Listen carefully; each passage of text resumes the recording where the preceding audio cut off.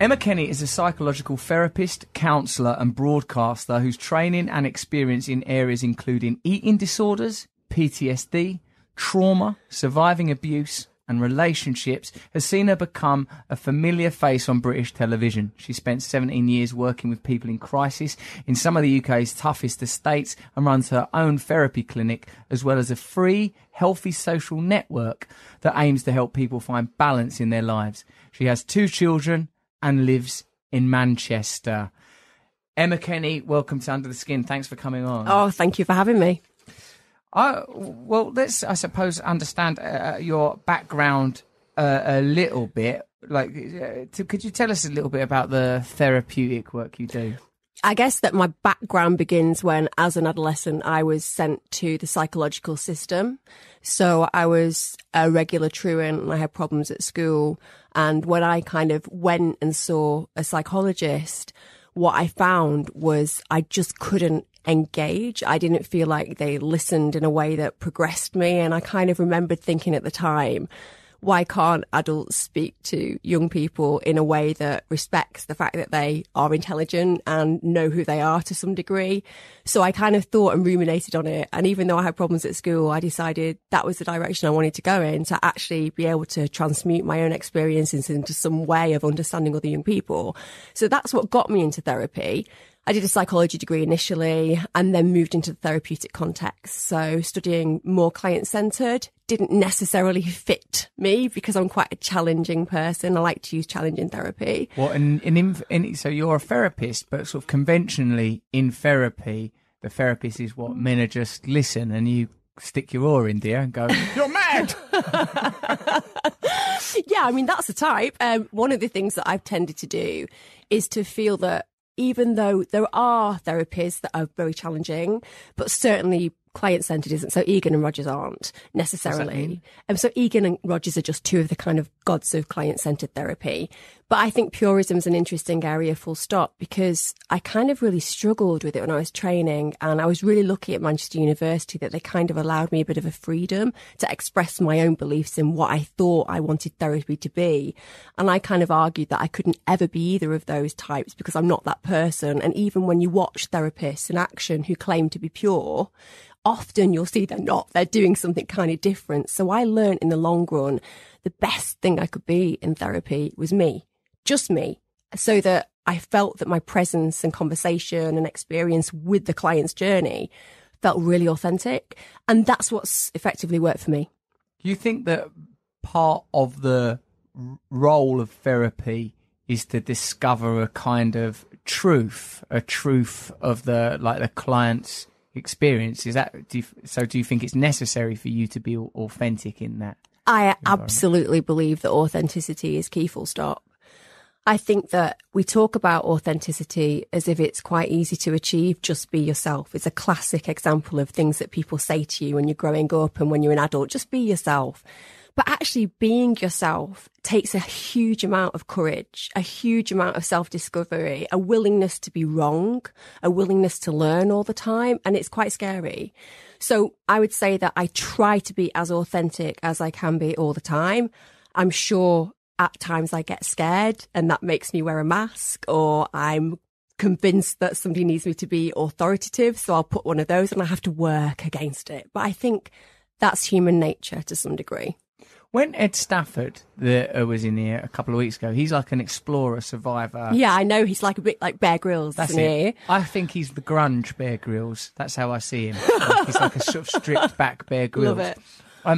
He said that when he spends prolonged periods of time on his own, that that is the aloneness itself is more challenging than the survival aspects of what he's doing, because he said that when you're in relationship with another person, you're constantly refining yourself and adjusting. And he very interestingly used these. He goes, like, even there, he goes, I'm looking at you and I'm seeing if you approve of what I'm saying and all this kind of stuff. And it's like really sort of quite fascinating. So when you're like when you're talking about like having an experience of an authentic self, it must be a difficult thing for anybody to achieve because we're responding to such a lot of stimulation, such a lot of stimuli. Absolutely. I mean, everybody seeks approval. Everybody to some degree wishes to be liked. But at the same time, I think my journey began when I started to feel like it was actually me wanting to please the world and get liked by everybody that was possibly making me exhausted, and I wasn't really reflecting on what I needed.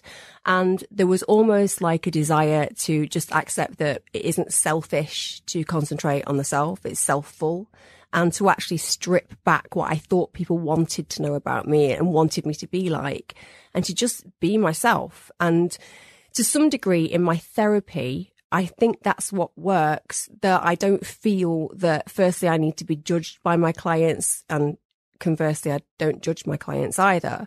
That when we experience that thick conversation that kind of occurs as a thickness in therapy, I know that people What do you mean by that thickness? I think practitioners who maybe listen to this will get it, and probably people when they're falling in love or having really, really intense relationships, it's almost like there's another context to the relationship, another feeling in the room, like there's something bigger, wider, more cerebral, but almost touchable, even though it's not there.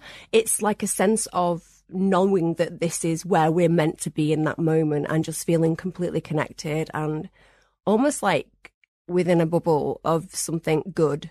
I'm not saying it isn't with pain or that there isn't challenge, just that it's good. You think it's the role of the therapist then to somehow recreate what sounds to me like you're describing there, Emma, if I may say, is a kind of spiritual experience that people perhaps, like, you know, the examples you use is like when you're in love with somebody, I like that, like in a non-romantic context, that would possibly a person be like with an imam or a rabbi or a priest or a shaman, where you feel like I am being myself here. Yeah. I am present.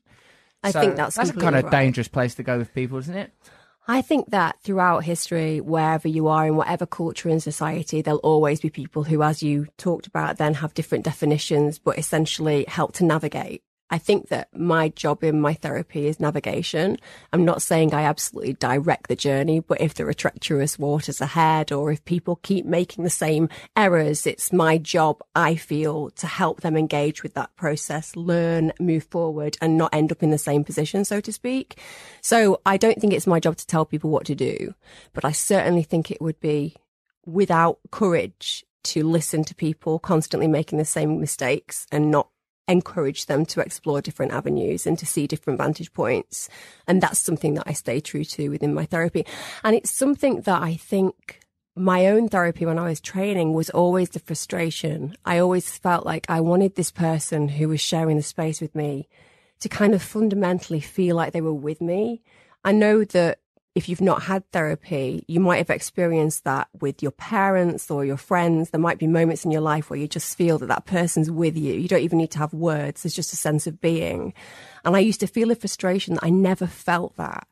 So potentially, if I'm looking at it on a psychological level, you know, there is a level of me wanting to create that experience for my client. Wow. Because I think that everybody in life needs to be able to replicate that. I think true happiness comes from feeling that you find others that share that space in that way. And then if you have had that in therapy, you can go out, and when you feel it elsewhere, you know it's good and you want to stick with it.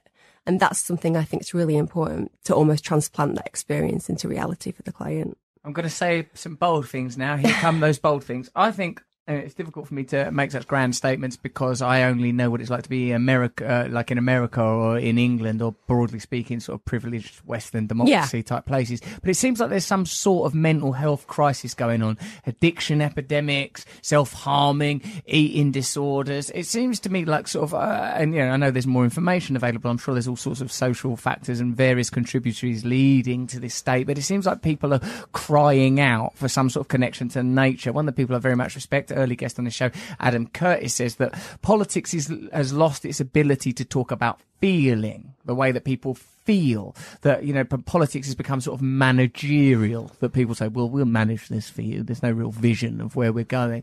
And like sort of, so the great sort of, in the last century, sort of the great religious institutions have been challenged. The great sort of experiments of fascism and communism, broadly, you know, once again, we can say kind of failed, or certainly fascism, I think is fair.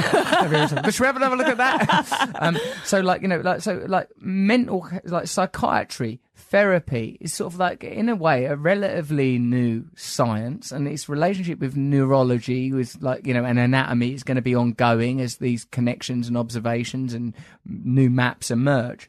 But excuse me, I feel that the work that's being done in understanding how individuals feel, in how groups feel, is going to be vital in reforming the way that we see ourselves, the way that we participate in society. So Emma, as you've indicated, a lot of people don't have the privilege of engaging in therapy. So how do people employ these principles? What should we be looking for? I mean, I think that therapy is the ideal where you don't need it. Not wanting to get rid of my job, but ideally communities, societies, neighbours, friends, people who are around you, they can be the thing that you actually need. And it would be my ideal, you know, the nirvana would be that we support people without the need for any of that. I think the medical model in the UK and in Western world is something that obviously has benefits to some degree, but I think we're missing this vital link. My feeling is that when I'm working with so many people who are maybe suffering from really, really severe depression and anxiety, and people who have manifestations with eating disorders, for example, when I'm hearing their stories, I feel that compassion and empathy and time and nurture and a real engagement with getting to know the dysfunction and then recognizing the function from within that dysfunction is what's required. But that takes a huge amount of time when we're looking at it in the therapeutic context. Money, as you noted, because the NHS is really burdened. You know, anybody out there who thinks that practitioners aren't trying to do a good job, it isn't that. It's just the amount of people who genuinely need that care aren't receiving it. And when you get that practitioner, they're working with high level crisis. So you're not kind of doing the early intervention. So for me, the bigger question is, how can we as a society start to be more compassionate to people around us? That's the big thing for me. I always make an effort to get to know my neighbours.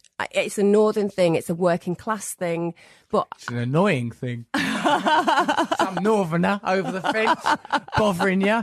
Right, I'm going to be living here now, soldier. Right, let me interfere in your business. I'm also a trained therapist. Now, notice you're not communicating very well with your wife, are you? Obviously, that would be one way of doing it.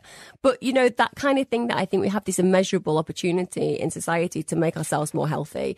You said things like going outside, and even when you're working with people in despair, one of the big things that you want to do is look at their diet, look at their exercise regime, look at how often they get outside, look at who they socialise with, because human beings are human and they're social animals. And if they haven't got access to any of those things, and they're not eating efficiently and they're not exercising at all, that's manifesting more problems. So helping people to deconstruct is one of the things I would say. You don't need a therapist to explore how to impact on your life more positively through food, or through the amount of exercise you give yourself, or the white light that you get on your skin, or the times that you knock on your neighbour's door and ask for a cup of tea. They're things that are within reach to everybody. Even people who have low socioeconomic standards can still afford to eat better, if that makes sense. Yeah. Like what interests me about the work that you do is, you see, like on this podcast, a lot of it's very cerebral. Now, I know, like, you're sort of a qualified clinician, so, like, you know, like, I'm not, like, I recognise that you can also communicate on that level. But say, you know, when we're talking to people that are, as it were, conventional academics, it's very like you feel the weight and freight of their experience and study. But when I'm like, for example, like, one of the reasons I'm doing this podcast, because I do a degree religion in global politics, so as university, when I'm sitting and like someone's unpacking the Upanishads for me, or Vedic literature, what I'm always thinking, and probably is affecting my ability to learn, is how does this relate to me now? Like, you know, me now, how do I apply that? If this doesn't apply to my experience of being human, then I don't care. You know, like, and, you know, like, I know a lot of people will listen to this podcast where mental health is probably the thing that's uppermost. I know there's a lot of people listening to these things for self-betterment. They want to learn. They want to know more stuff. But I think a lot of people are like, right, yeah, I'm not happy. And like sort of self-harm, eating disorders, drinking too much, taking too much drugs, feeling alienated, feeling lost. And like something like, you know, going to a next door neighbour and asking for a cup of tea. Like, it says something about the kind of society we're living in, that's bloody, sounds like a quite radical thing to do. Yeah, it does feel like that for lots of people because we've kind of become so disassociated from, to some degree, what makes us happy. I also think we spend a lot of time trying to avoid difficult feelings because we've been told that difficult feelings are something we should run from or feel ashamed of or challenge in a way by using alcohol or drugs or sex or anything that helps us escape those feelings. For me, I did that for years. You know, I ran away from all of the feelings that essentially I needed to confront so that I could work through them and find what I feel is a piece with the part of me that I think I felt was dark. And it's not dark, it's just human. But before I can reach others, I have to reach into myself. I have to feel that connection with myself. So the reason I can ask now, and I ask people for what I need, is because I know that I have enough resources within myself to manage whether they reject me or otherwise. Ooh. And that's something that's given me a real freedom. How did you get there? Through accepting that I was never, ever going to find what I wanted through the avenues that I was seeking them in, you know, hedonism and having all of those areas of my world that I thought were bringing me happiness, but that were so temporary and momentary that they really gave me, I suppose, what you were saying earlier on, like that spiritual connection, that sense of, I like the fact that I think I'm really this tiny little dot in infinity, but that's amazingly miraculous. And that this moment, this blink of an eye of my consciousness is mind blowing. And taking it and reframing it from that perspective has been incredibly helpful. Firstly, because it gives me a humility where I know that as long as I do as little harm, I hope I've done a decent job. And go on. Little harm? You can't just go into a therapy session with, right, I'm going to do as little damage in here as possible. If I get out of here with just giving one smack in the mouth, I'm going to consider it. How do like, see, I understand what you're saying about sort of like, you know, the sort of the miracle of being and the acceptance that it's difficult to resolve yourself outside of yourself. How did you get there, though? How did you get from being an adolescent who was a truant and sort of inferred that hedonism played its part in your journey? How did you become disillusioned with like hedonism? And who is it that reached you? Because you said you were not like you didn't feel satisfied with the therapeutic experiences you had as a teenager. What you must, I'm guessing, have had some kind of satisfying experience of therapy at some point. Really, a lot of it was to do with the self-work that I did. So many years ago, not that I do this now, I kind of became quite intrigued with things like the runic alphabet and using things like an overview of a runic experience every day. I started writing to myself, journaling myself, learning that actually it was okay to make mistakes. One of the big things that I used to do is go to bed and overanalyze every single conversation that I'd had for fear that I would have offended somebody. And then I get that.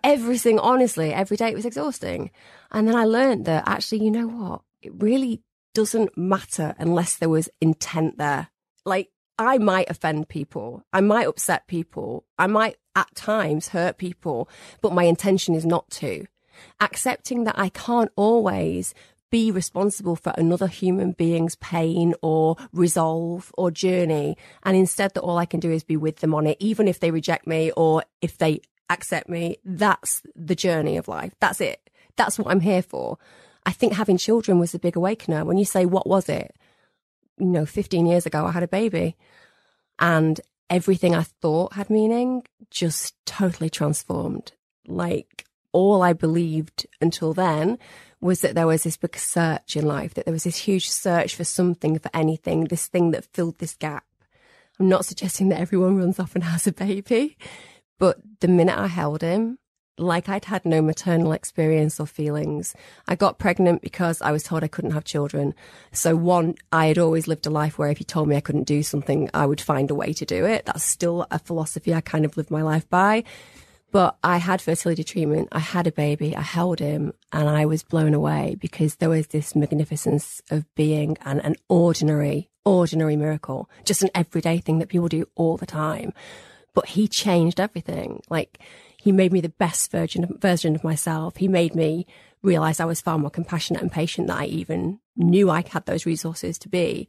And both of my children have consistently reminded me that I have an abundance of love that I never even knew I could tap into. And everybody finds something eventually. Some people find exercise, some people find nature, some people find friendship. For me, motherhood was it. Thank you. Now, you have, while you said some things that are about, in a way, embracing convention and identity, because I've had a similar experience, or I'm having, because it's quite new for me still, a similar experience as a parent that's like certainly disrupting my self-centeredness.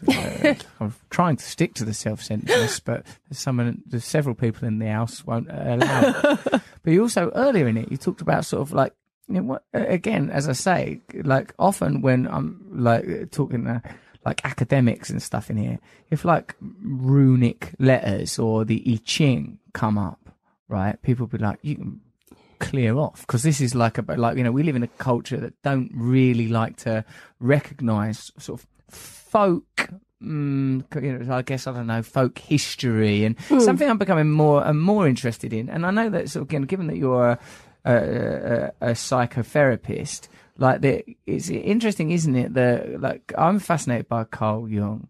I'm fascinated with his intrigue with like Kundalini yoga and the I Ching and ways of dealing with the mystery, because let's face it, the unknown is where we all get to. I was listening to sort of a debate between, or a conversation, I suppose, between Sam Harris, the sort of atheist, and a sort of neurologist and sort of pundit, and Richard Dawkins, and they were talking about how, you know, it's like the sort of the beauty of the theory of evolution, and it's certainly sort of, it's magnificent the way it's unpacked our understanding of sort of the material evolution of, you know, some like, you know, great masterpiece and the determining ideas of like of all time. But like, of course, it, like he says that, you know, we don't know how it begins or how it can begin, this moment of inception. So at some point, you know, like we all have to interface with the unknown, and I suspect, and I sort of feel like I know, that there are limitations for our capacities as human beings to hold knowledge, but potential for knowledge is infinite, capacity for understanding is finite. There's going to be faith is going to be required. A way of dealing with the unknowable is going to be a requirement. Now, like if we have a type of culture that prohibits that because it's seen as woo-woo, or sort of like, I think actually one of the things that I'm sensing is it's sort of part of this is to do with patriarchy and misogyny, the oppression of the female principle, of the flow of things. You know, maleness is a kind of a self-contained idea in a way. Femininity, as it relates to creativity, both biologically and, you know, sort of socially, is a sort of I sense I'm being very basic here, but there's this kind of a flow to the idea of femininity. I wonder how this principle, like how men can embrace their own femininity, and how the feminine principle being brought into life, and like the sort of these ideas of connectedness that you talk about. What do you think is their significance, and how can we learn more, and how can we enact them? I think that for men, this modern age is a confusing one. I think there have been so many changes. There's so much more androgyny. Women, obviously and rightfully so, are at least getting to a point where there is more equality. There's certainly not equality, but in the Western world, there is more equality. I think that the thing that men need to acknowledge is that, firstly, they're human animals, and the need for connection is absolutely instinctual. It's not about them being weak because they need somebody to support them. When they vocalize their pain, and men just don't vocalize their pain as often as they should. That's why it kills them. That's why suicide is such a high rate in men under 40, for example. We know this, but actually taking that step, that brave step, to say I'm in pain, to say I don't know what to do, to say I'm confused with all these stereotypes and schemas about what a man should be. To me, when you become at one with yourself, male or female, you recognize the very thing that you need as a human is to just say, I'm a mess. I'm a mess sometimes. And within that mess is something incredibly beautiful and masterpiece based.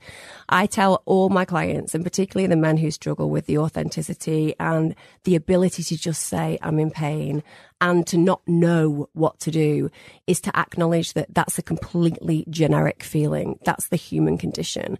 If anybody tells me they know exactly why they're here and they know exactly what they're doing, then I think that they're not being honest with themselves. I think, in fact, it's the wonder of not knowing that makes life the journey, that it becomes the potential to make everything that you experience in this world feel that it has something more guttural, more cerebral, as you said, like there's something more. I don't know what that is, and it's okay. It's the not knowing of knowing to some degree. So what do men need to do? I think they need to trust themselves more. They need to trust that you don't need to have the answers to find a way, and that there'll be people around you who will offer you that spark of support, and that the only way that we can start that is when we give permission to each other to follow that through. So for every man to give another man that permission, and for every woman to meet that permission with care and compassion, because it's not just a male thing. If we want our men to be protective leaders, then it's very difficult for them to be weak and vulnerable. Likewise, women want to be leaders as well, but at the same time, the androgyne is confusing us. And I think that that's why we're having so many of these problems, because it's a very simple process. Acknowledge how you feel. Tell somebody, vocalize it, receive the support, work on that support and move forward. It's not an A to B experience, but it's certainly a place that begins the change. We need to connect more. We choose not to. It's a choice. Everything's a choice. That's what we're choosing to do. We're choosing not to. We're in a Tinder world, a throwaway world, a world where actually deep connection is something that's almost becoming avoided just because there is so much able connection that isn't really with meaning. Those things are compromising us as human beings. You know, we used to be this kind of really small group of people, as you were noting, you know, who did use things like divination, things that kind of made sense to them. And in their community, that worked effectively. We see that in the past. And yet for some reason, with materialism and capitalism, and as you said, the politics, and let's be honest, a place where it doesn't serve us to care for people, because that's the wider discussion, isn't it? It doesn't serve people who are doing well to some degree to care for those who are not. And yet the answer is there. That's the answer. And everyone who really thinks about it can see that. Isn't it curious how on a sort of a very basic level, things like eat the food that's in season in the place where you're living is like it's sort of good for you. It's sort of like there's a sort of a little code that's all there taking place. You know, if the food's not in season, it's having to be transported, it won't be good for you. Like, so I wonder if there is an analogy with, like you said, with compassion and sort of subtler forms of feeling.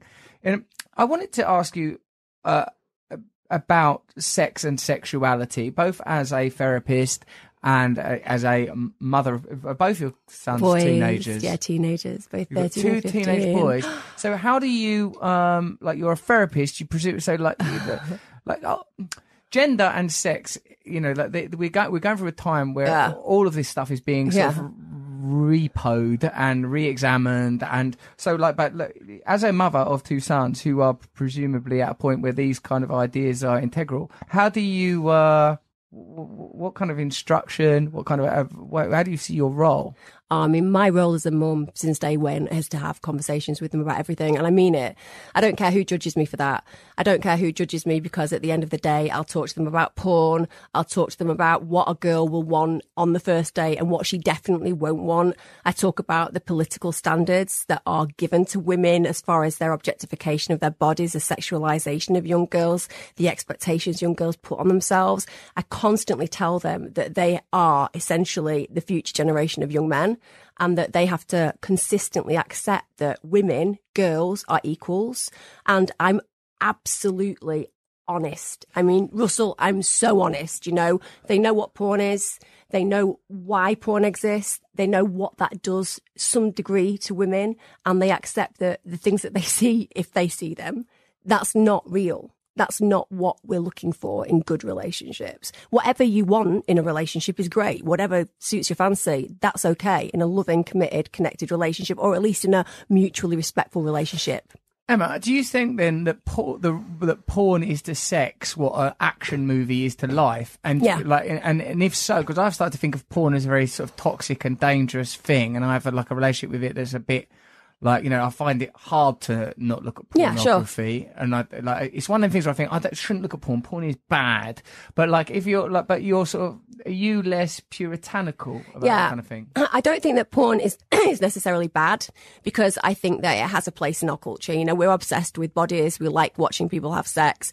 We like the fact that people have different interactions, and fantasy is really important. And particularly for men and women who like to have visual stimulus when they happen to masturbate, that can be really, really helpful for them. What I don't like about porn is it consistently places the woman on the whole as a submissive, and it also suggests that women like certain things that I've never met a client particularly who likes the fact that 15 men are going to come on their face. I have to say that's not something that the average woman wants, but that kind of footage is viewed again and again and again. Do you think that must be that men, when looking at pornography, that fear must be a component? I'm guessing if porn needs to demonstrate men as being powerful, it seems to me that it might be catering for the fact that men feel impotent and powerless. I agree. It's trying to redress that. So there's a bias in pornography to men being powerful, because in effect men feel powerless and impotent and afraid. I think that's a really good way of describing it. And I feel almost like there's an underlying rage within porn when I see some of it, and I constantly look online to see kind of what is being mirrored out there at the moment, so what expectations are being formed when 15-year-old boys and girls are looking at the expectations and what they should want in relationships or in one-night stands or whatever. I feel this rage that it's almost like we have to abuse her, we have to destroy her to some degree. She has to enjoy it, even though it's not clearly enjoyable. And that concerns me, but it also suggests that there is some kind of change in the way that we are playing out our sexual fantasies. I want people to realise that whatever your fantasy, that's okay as long as it is respectful, as long as the other person is privy and party to that and willing to be within that fantasy itself. I don't think anybody should be afraid of exploring it. I constantly teach my clients that shame is the worst thing you can have in sex. And one of the things about porn is I think that's a big part of it, that same rage and shame that we almost play out these things on screen that are uncomfortable. Why does shame find its way into sexuality? Because we're ashamed of our sexuality early in life. I think that we are taught shame so much in our society. I think from day one, you are told that sex is bad. You can only do it at this age. You should only do it for this reason. You should only do it with this protection, that you kind of have this rhetoric already. But then at the same time, because we don't just have these really open, honest conversations when kids are growing up, how often does somebody go into a classroom and talk honestly about sex, talk honestly about relationships, talk honestly about how good it is and how bad it can be, so that you've kind of got rid of any need for the shame and you've engaged with everybody in a way that they can acknowledge they don't need to feel stupid or embarrassed or humiliated. We form those norms because our mates at school are kind of making us feel that what we're doing if we're having sex is promiscuous, or what we're doing if we don't have sex is frigid. Those kind of conversations occur because adults aren't guiding them. How do we help kids grow into young men and women who love sex and embrace it for what it is and feel no shame? We do it by just being honest with them. And people are horrified about that. I'll talk about it on TV. I'll say, let's just start educating them from day one. And people think you're stealing childhood. But you're not stealing childhood. You're creating solid adults who can become well adjusted in the way that they feel about sex. How can you do that sort of with a group? Because I suppose the reason that there's the suggestion, you're stealing childhood, is because it's like these children are not interested in sex and you're imposing it on them. It's an argument that's played out a lot, isn't it? Yeah. Normally it's around, in a way, enforcing and establishing norms around types of sexuality, isn't it? Like, you know, clause 28 being a famous example of like, oh, don't teach kids that homosexuality is normal because otherwise they'll find out that it's normal. So I suppose how do you teach a group of children? Because presumably there are like, you know, children that have different expectations, levels of curiosity around sexuality. How can you teach it? I think that you teach it early, really, really early. I mean, honestly, 5 years old onwards. I'm not talking about having sex at 5 years old. I'm talking about what sex is, how you arrive, why you're born. That starts the beginning of the conversation. Would you be led by when kids? Because presumably, when I was thinking about it before you was answering, I was thinking, right, when I would teach my kid about sex would be when the kid asks, right? No, I wouldn't talk about it when they ask, because children are full of fear. Children, I think that so many adults forget to look back to how it was. You know, I can remember clearly when I was 4 and 5 years old, I used to suffer from really terrible tics as a child. Like, I had really, really bad tics. What do you mean? Twitching about? Oh, terrible tics. What tics did you have? Every single one of them, from blinking, neck kind of gurning. What do you think that is? It was anxiety. It was a physicalised anxiety. I didn't want to feel itself. I didn't want to feel anxiety, so I used tics to manifest that. And it was because I was so aware of everybody else's judgment around me. People would say things to me and I would be like, I remember a guy saying to my dad, oh, she's such a bonny girl. That was it. I was fat. I was 5, and I've looked back on those times and always transplanted the recognition that these kids out there, that everyone thinks are just these naive little players in life, they're not. They're hypersensitive. Amazingly hypersensitive. And they're having these conversations and they're worried about friendships and they haven't a clue why the world's working the way that it's working. But you know what you can do? You can make them feel so safe. Adults can make kids feel so safe. When I was working on projects where the young people had had no education, where they were involved in the criminal justice system, where people had completely given up on them, the first job that I had was to make my boys and girls feel safe. Because it was a feeling that everyone assumes people know, but very few people really know. You're right. How do you do it? By being authentic is number one. By reassuring them that they're okay, even when some of their actions are not okay, that fundamentally within them there is an okayness, that we can find that and we can manifest it and that they can move forward. My boys and girls, and I say my boys more than my girls because about 80% of my boys came to the project, about 20% were girls. What is these projects you going So on? I ran crime concern projects, I ran college projects. It was PRUs, pupil referral units. So when kids had failed in mainstream education, they would come to me, but they would come to me after they'd failed in a mainstream PRU. So I got the PRU kids. And I remember... These are the dregs! I remember my life. 30,000. It's the lowest of the low. That's where I'd have wound up. Yeah. Well, I remember like those times for summer. I honestly, in my head, it's summer. I still keep in contact with some of the young people, if I'm honest. It's a long time since I worked on those projects. But what I recognised immediately was that they hated me when they first got. They hated me. They were like, because you were the figure of failure. Well, I was called posh bitch, was number one, even though I'm not, I'm working class, but my accent was different to theirs. But it was okay. Also, there's a scowl. Yeah. There. Like if you've like been kicked out of the thing that you go to when you're kicked out of things, you're like Audrey Hepburn. Yeah. After Rex Harrison as My Fair Lady. But you know what, Russell? That was the key. The key to me was, one, always being myself, always using the opportunity to inspire, not to take away. My boys, particularly, had their self-esteem eradicated to such a degree that at 9 years old, they weren't in the classroom. They were sent outside to play. They didn't know how to read and write. At 13, 14, 15, 16, if you can't read and write, you don't feel like you belong. You don't have access. No, you must be well shamed in an academic environment. Horrible. And that's the other thing when you talk about academia as well. Academia is amazing. People are really bright. They seek out and soothe themselves with that area of expertise, and it's brilliant. But at the same time, it creates a elite. My boys would look at people in education, even people with GCSEs, let alone doctorates and professorships. They would see an us and them.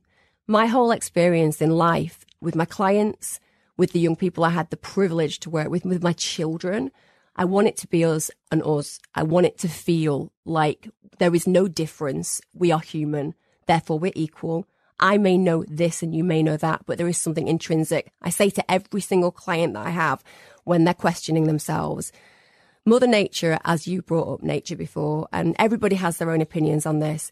Personally, I think nature has an answer for absolutely everything. I think she's incredibly bright and she knows exactly what she's doing and why she's doing it. Whether we see those solutions or choose to ignore them, whether politically we're allowed to have those solutions or have them withheld from us, that's a different suggestion, you know.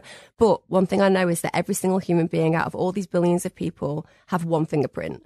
I don't for 1 minute believe that Mother Nature decided to give every single human being a marking so unique to them that there wasn't reason and purpose. I teach every single child that I ever work with, every client, you were marked.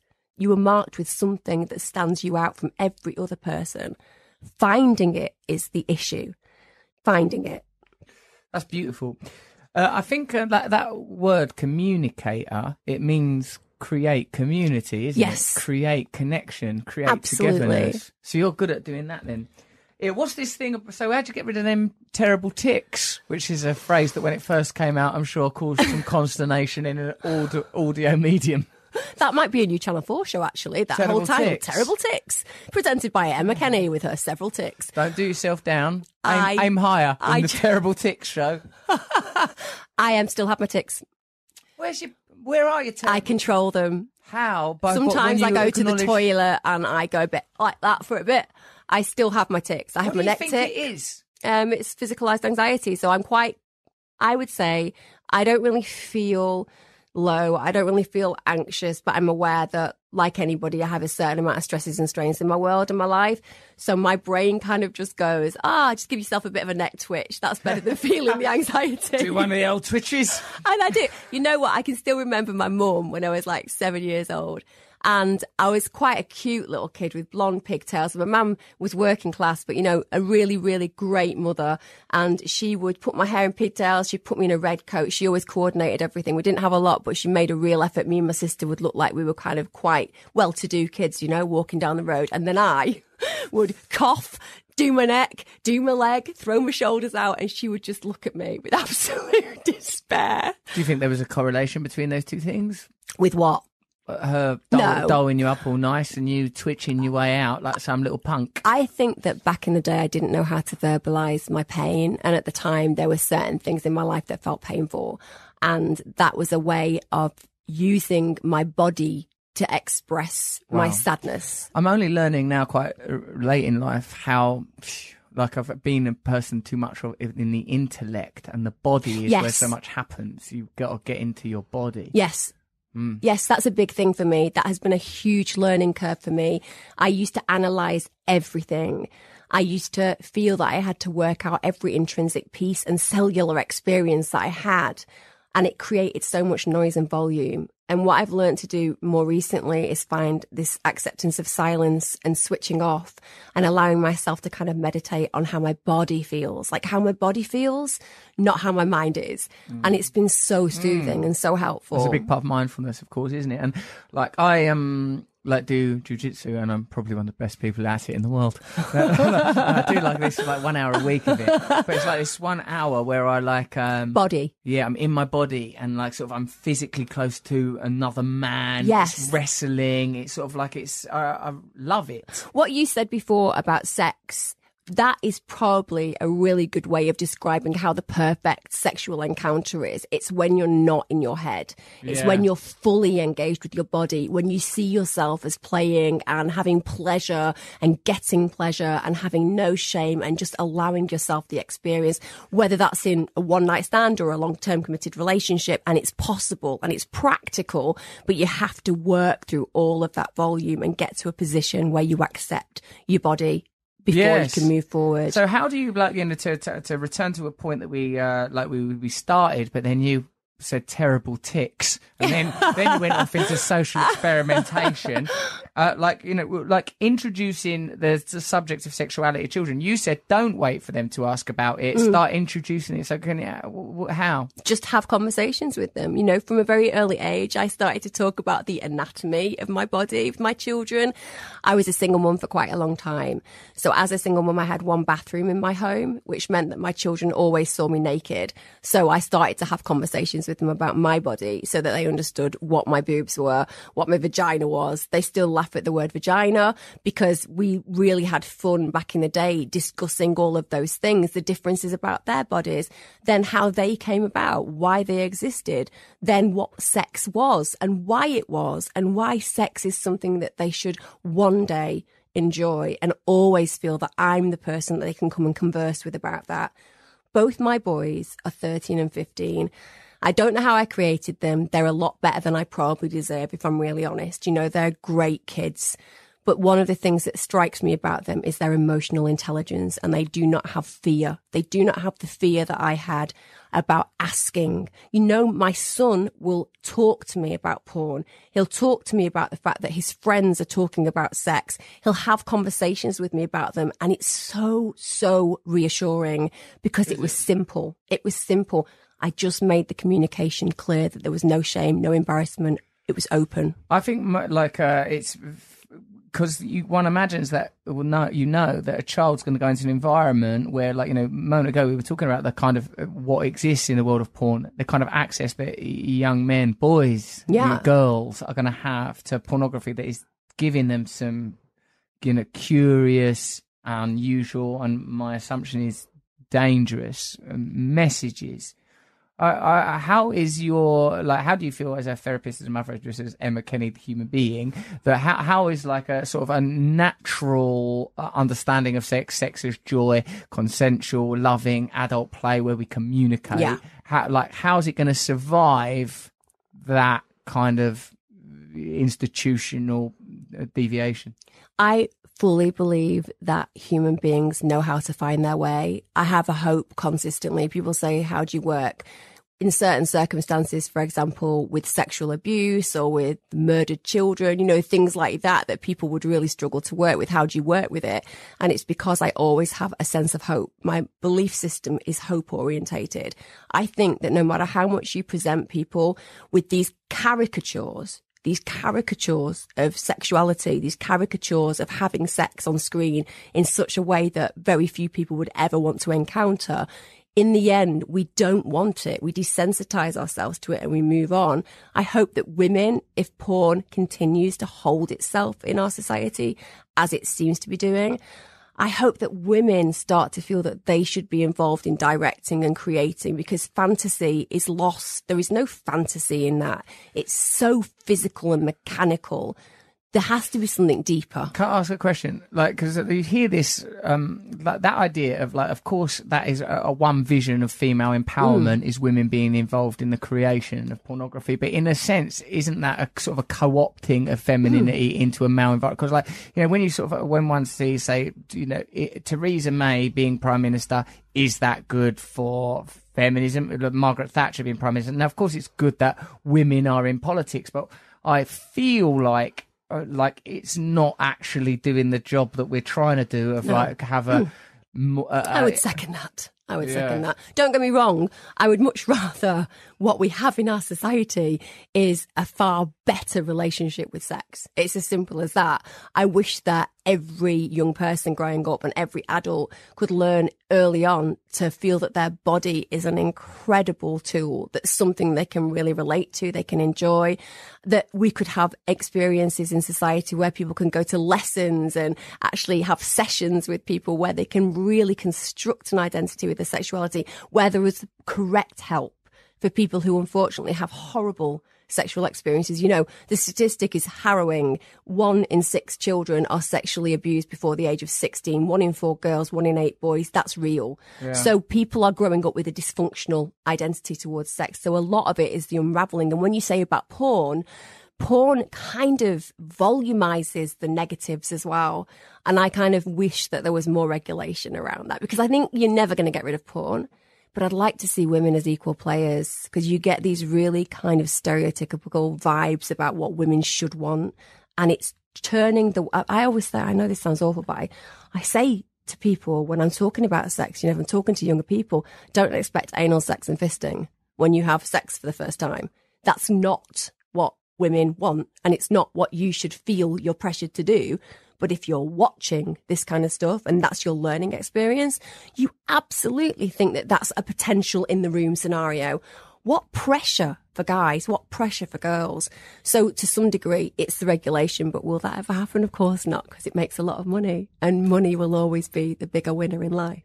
It's extraordinary the way we have to incorporate these external influences and what is governing the flow of what is normal, what's determining normality. It's interesting when something comes up as a bolder word in a podcast as fisting. Sorry. No, not at all. Please don't apologise for it. Because I reckon, I once heard about when there was earlier attempts to regulate the pornographic content, that fisting was one of the things that they looked at without considering the role that plays in non-heterosexual communities.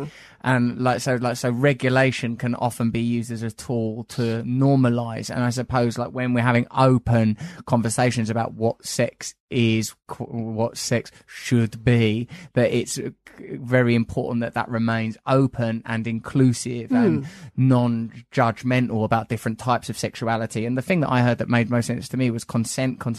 Yeah, of course. Consent. Who can't give consent? Children, animals, mentally ill people. Yeah, I think though that the whole porn area is one of those places that could have purpose, if that makes sense. Could be something that could inspire us, could be something that could free us and allow us our fantasies. But to some degree, the fact that a lot of people feel intense shame watching porn plays into that dark psyche anyway. So I would like to see more people just normalizing the conversations around sex, about talking about their preferences, about expressing their fantasies without fear.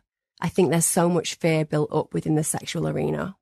Emma Kenny, thank you very much, because I think communication is going to be vital in all areas of mental health, all forms of human expression, verbal and sexual. And it feels to me like the way that we relate to our feelings, the way that we relate to forms of expression is vital in this time of disjunct, in this time of fissure, separation, conflict in so many fields, to once again find union between people. And that can only, I suppose, start with communication. What an incredible journey it's been, it seems, for you, from a truant to a great communicator. Ticking truant. To congruent communicator. Oh, right, what a journey. I think you should have your own podcast, and that should be the strap.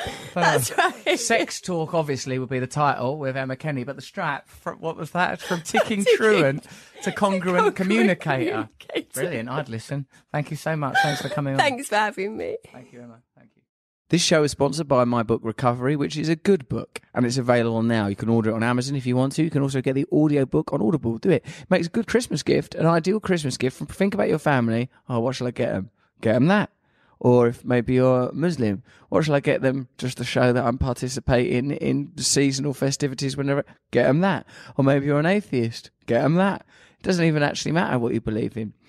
Also, come see me on my Rebirth tour. Brixton, December the 19th. Wolverhampton, December the 20th. You can go to russellbrand.com for tickets there. Finally, if you like this show, please subscribe and review it in iTunes or wherever you listen to it. And just give it 5 stars, because it's good for my sense of self. All right, well, bye-bye. Thanks.